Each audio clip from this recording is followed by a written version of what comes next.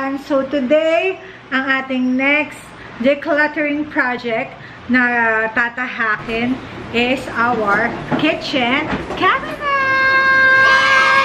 Yes! Masaya ba? Masaya ba talaga yun? Ano ba yun? Naisipan kong mag-declutter ngayon kasi gaya-gaya ka. Yun. So naisipan kong mag-declutter ngayon kasi sorry, kinang Marcela nakafocus ata. Kasi magkikita kami tomorrow ni Ate Ina and I am thinking of donating some of my kitchen stuff to her kasi lilipat na, magkakaroon siya ng apartment doon sa San Mateo Rizal. So, yun. So, tara. Syempre, ang una natin gagawin is tanggalin na naman lahat ng mga tambak namin dito. Naman dito, konti na lang naman din talaga yung gamit namin. So, siguro mga 2 hours lang to, tapos na namin. 3 o'clock, so mga 5 tapos na namin.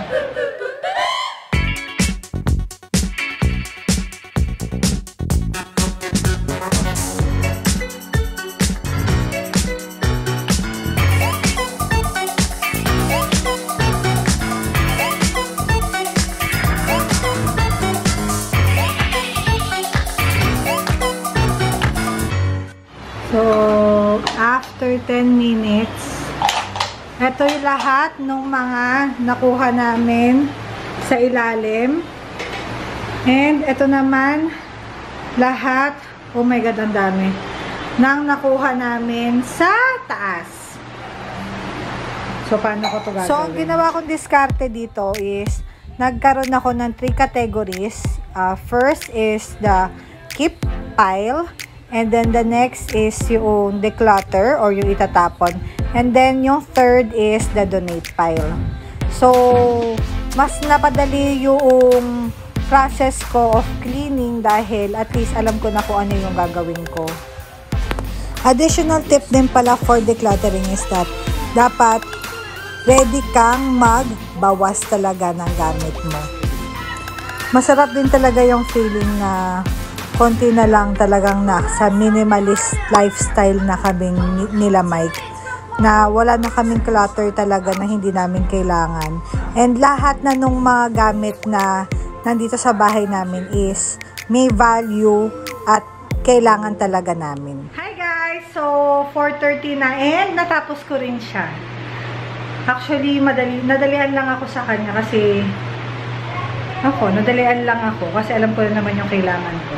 So, papakita ko na sa inyo kung ano yung aking na-declutter and aking na madodonate and ang aking ikikip. So, ito yun. Let's go! So, hi! So, ito yung mga na-ikikip na pile namin. Etong part na to, from here, papaahin ko na lang. Lalagay ko yan sa taas kasi ito yung mga hindi namin madalas gagamitin pero kailangan namin. So, itong mga baunan ni Mike, yung mga baso, yan, kailangan namin yan. And then, ito naman, is, sa ilalim namin siya, sa ilalim namin siya ikikip kasi kailangan namin yan. Palagi namin, di naman, pero yung oven toaster, itong mga stove, electric stove, ginagamit namin yan na mas madalas kaysa dito. Here is our donate pile. So, itong area na to, ito yung bibigay ko kay Ate Ina kasi kailangan doon yan ng mga lock and lock. Kasama yan. Gusto niya yan. Tapos ito naman, kasi marami na silang baso, kay Jonalyn ko to bibigay. So, itatago niya muna yan with these tumblers. Diba? Ilan ba bunganga nyo? Dami yung baso. Yan. And this area naman yung mga natapon ko. So, wala namang importante dito. Jonalyn? Tara na dito at pwede mo nang lagay ang mga gamit sa taas. Come here, come on. Gagabayan. Ay, Diyos ko Lord. Oh, nag-order na ako ng minute burger. Kasya na lang namin yung mga tambak dyan sa isang side. So, itong side na to, wala nang laman. Yeah! I'm very happy. Happy, mommy. Happy, mommy. Diyan nagpawa. Yes,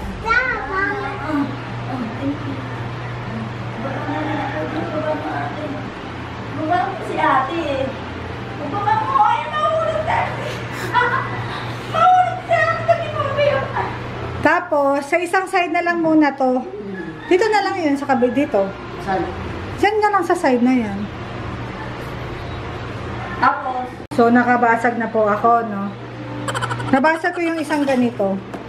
Nabibigay ko kay ate.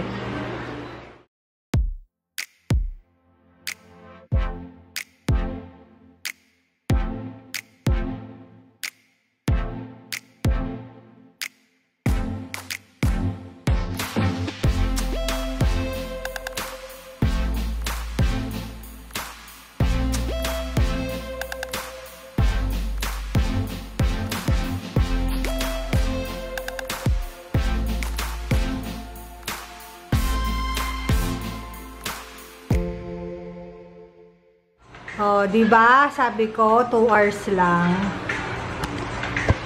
Ayun. So tapos na kami tapos na kami maglinis and sobrang mukhang overwhelming lang siya nung una, pero madali lang siya nung parang inano ko na yung utak ko na ito kung saan ko ilalagay. After 2 hours, tapos na rin kami. Mabilis lang naman siya. At least nandito may assistant naman ako. Thank you, Jonalyn, for helping me para mapapunta sa taas lahat ng mga gamit namin.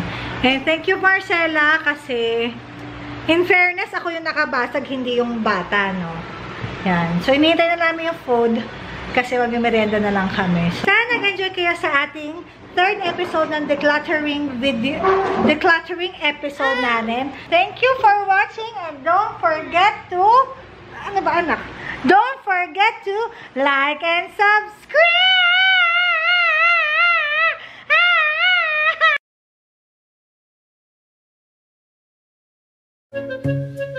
What happened, anak?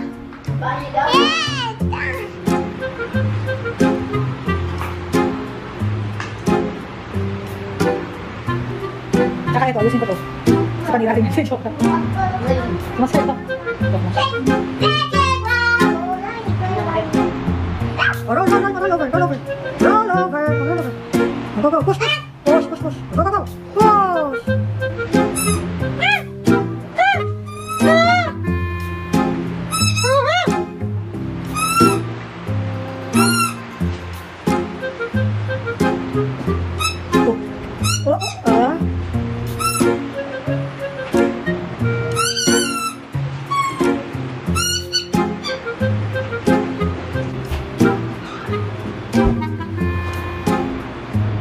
Dari na shoes niya, oh.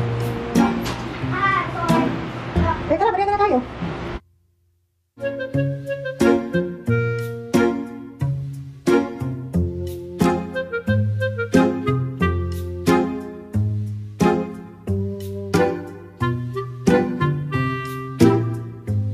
Grabe, anak ko, oh.